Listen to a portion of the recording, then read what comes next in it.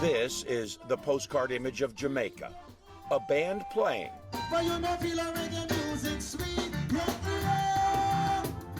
As visitors to this Caribbean island soak up the sun on a sugar-white sandy beach, you can't mistake the image or the music. The sound of reggae is distinctive and at its core, uplifting. Reggae music is drum and bass, heart and soul. You understand? In its truest form, it's feel-good music. Music that can get you through whatever point in time in your life you are. Good times, bad times. There's a song in reggae for everything. So reggae music would be like the news. It would be, you know, a lot of people don't listen or read, but they listen to music. And in the music, they'll hear a song, and that's how they'll learn about relationships. They'll learn about maybe spirituality. They'll learn about farming. You know, reggae music would tell you how life goes. My girlfriend's so classy, with the brains and the body of a champion. Today's reggae artists can all trace their roots to the single most influential artist of the genre, the late Bob Marley. Before his death in 1981, at the age of 36, Marley transformed reggae from an island beat to a beat known worldwide. Ricky Chaplin is a tour guide at the Marley Museum in Kingston. Everywhere I go, people ask me. The other day I was in Senegal. They'd come up to me, they don't ask for my name. They said, you're from Bob Marley country. They didn't say Jamaica. They said, you're from Bob Marley country. And I was happy to say it, one love country. When school children come to the museum, that seems to make Chaplin's day. It's simple. Who used to live here? Talk a little louder. Bob Marley. What Bob Marley do? Sing what type of music? Reggae. You love Bob Marley? As a boy, Chaplin would see Marley on the streets of Trenchtown, an inner-city ghetto where the artist lived in his early years. He's such a wonderful person. He always smiling, and if you're a little youth and he's talking to you, you don't want to smile, he gets his guitar and said, listen to this. And he will try to play, and you get drawn to it, and you'll give a beautiful smile. And you can see when you smile, that's making him very happy. Marley, Peter Tosh, and the young pioneers of reggae began their journey at perhaps the most unlikely of places.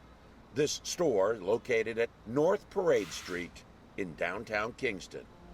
To look at it now, you wouldn't know it was one of the most significant spots in the history of reggae music. And it was owned by Vincent Randy Chin and his wife Patricia, Jamaican-born Chinese. And this is Chris and Randy. Chris and Randy. And my daughter. And your daughter. This is a shop in Jamaica. Look at that.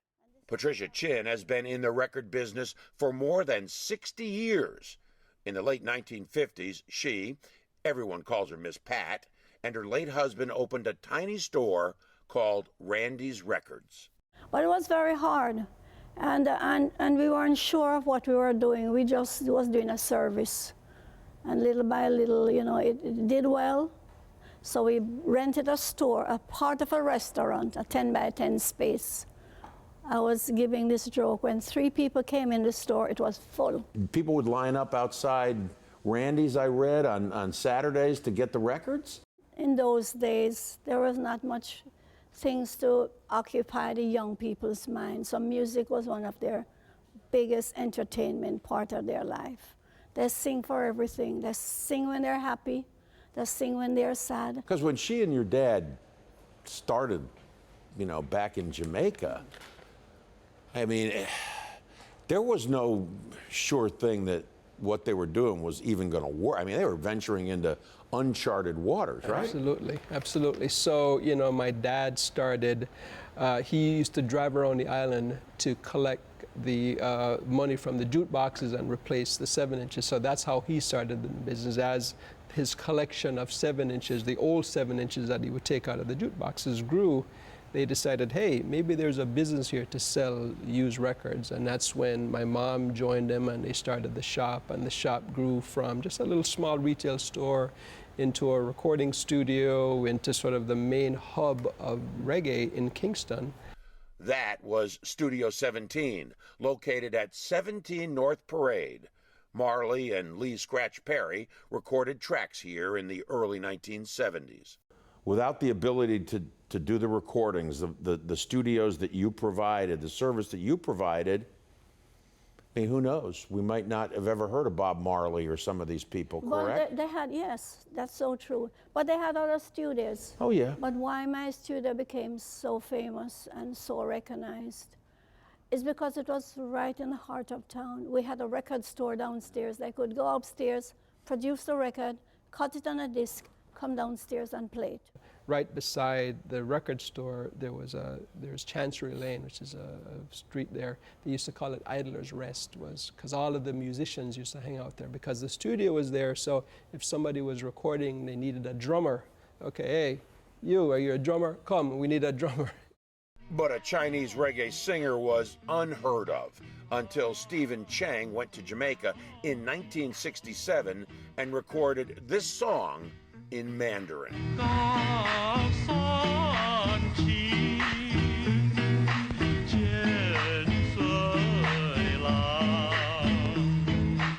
Stephen Chung recorded a song called Always Together, which was a Chinese folk song done in reggae style. And he recorded it with Byron Lee, a very prominent sort of band leader and Chinese Jamaican that was had a huge influence on reggae music. And that was one of the first sort of Chinese songs that they did in reggae. Ms. Pat and her husband Vincent left Jamaica in 1977 and moved to New York. Jamaica, Queens, New York, of course. Even when we came here, we weren't even sure what we were going to do. We didn't have a name until when we went to register. What is the name? Then we didn't think of a name, so let's just call it our name, Vincent and Pat. That's how VP Records was born. Today, it is considered one of the largest independent reggae labels in the world. Christopher Martin is one of VP's biggest young stars. I'm a big deal. You're my friend, I'm a big deal. Yeah, we're kinda important. For real. Oh yeah. His formula for success, mixing reggae and love songs. It was just a vibe like no other. And I realized that I never had to do like the pretty R&B kind of vibe to sing about love.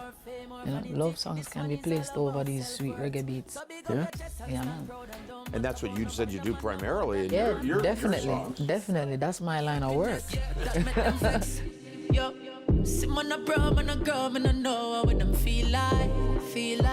The blessings are sure, but me I know you don't feel nice. But even growing up in Jamaica, he had no idea how much Chinese Jamaicans contributed to the genre. It just goes to show that the culture is so diverse. You understand? It draws people in from many different backgrounds. So I really shouldn't have been surprised when I discovered that. Outside of the music industry itself, hardly anybody knows the Chinese influence on reggae, right? I mean, that's... Yes, I guess we're the business side. We like to keep a low profile. Does that bother you that there's so little? Does it make a difference that you're not recognized as much for the influence you had on reggae?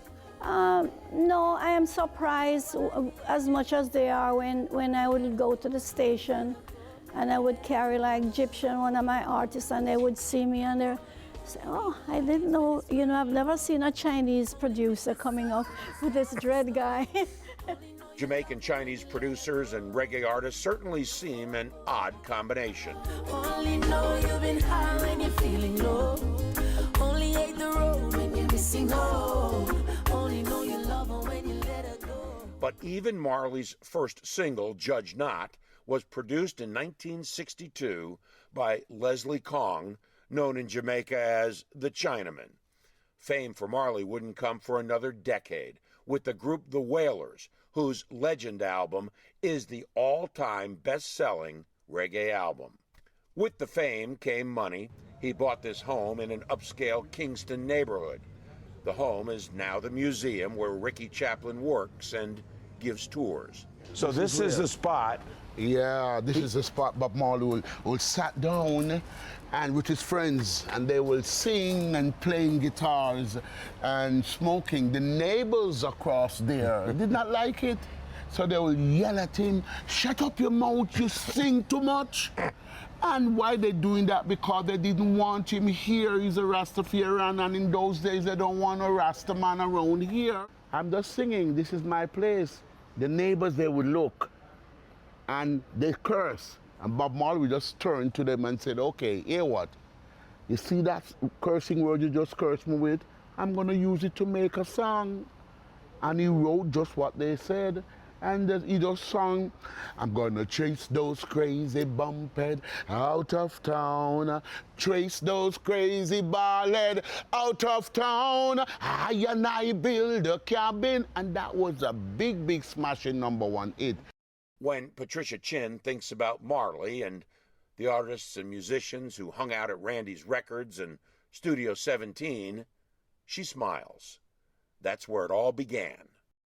If there's any one or two memories that you have from back in the early days that really bring a smile to your face, what would they be?